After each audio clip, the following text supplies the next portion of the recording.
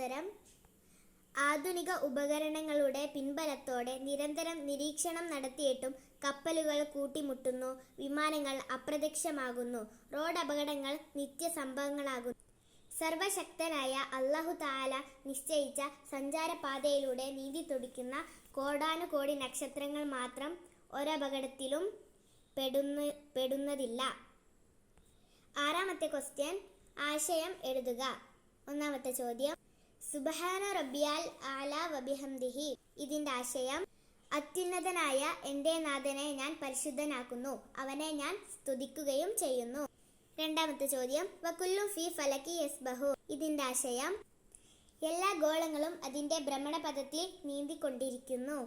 ഏഴാമത്തെ ചോദ്യം, അർത്ഥം എഴുതാം. ഒന്നാമത്തെ ചോദ്യം, ഷിർക്ക്. ഷിർക്കിന്റെ അർത്ഥം ബഹുദൈവ വിശ്വാസം.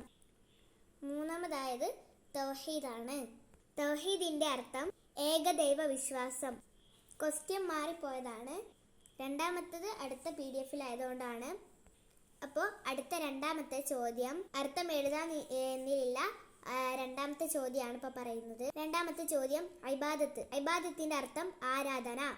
മൂന്നാമത്തതാണ് തൗഹീദ്. രണ്ടാമത്തത് വേറെ ഒരു ഇതിലായി പോയതുകൊണ്ടാണ്. നാലാമത്തെ ചോദ്യം, സിഫാത്ത്.